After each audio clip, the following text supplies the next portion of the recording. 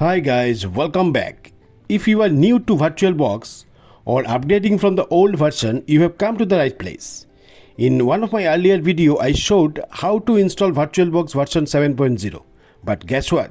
VirtualBox just got even better with version 7.1.2. So today I will walk you through the simple step to install VirtualBox 7.1 on your Windows PC. So let's get started. Before you install VirtualBox, there are one important things to check. Virtualization must be enabled on your computer. Okay.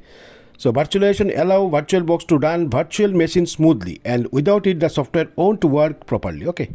I have already explained how to enable virtualization in your system BIOS in my earlier video. You can check that tutorial for a step-by-step guide. Just follow the link in the description below. Okay, let's first download the new version of VirtualBox. So open your web browser and search for download VirtualBox and go to the official VirtualBox websites. Here you will see the latest VirtualBox version 7.1.2 platform packages, and also you will see different options like Windows, Mac OS and Linux. You need to click on Windows host to download the installer for Windows PC only, and immediately you can see the download gets started.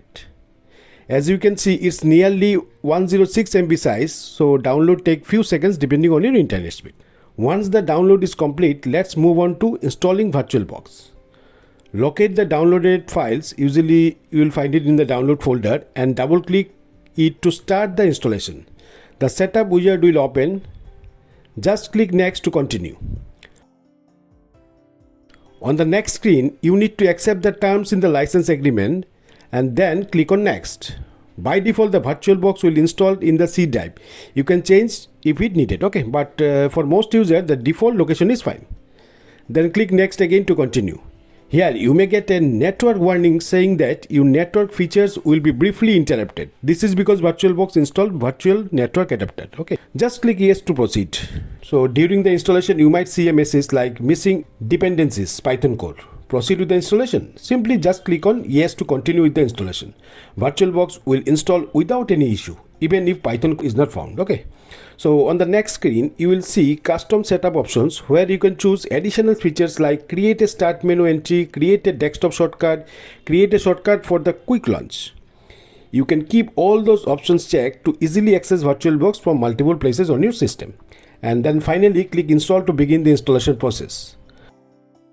Now sit back and wait. It may take a minute or two. Once it's done, click finish to exit the setup. When you open VirtualBox, you will see with a fresh look of it. Now that you have VirtualBox installed, let me quickly explain how you can install other operating systems like Linux or Android. First, download the ISO file of the OS you want to install, like Ubuntu or Kali Linux. Then click New to create a new virtual machine and give it a name. Select the OS type like Ubuntu. Allocate RAM and storage space for your virtual machine. And finally mount the downloaded ISO file to the virtual machine and click finish. And that's it. You have successfully installed VirtualBox on your PC. Remember, VirtualBox logo may look different, but everything else works just like before. Okay, so if you found this guide helpful, please like, subscribe and drop a comment if you have any question. Thanks for watching, and I will see you in the next video.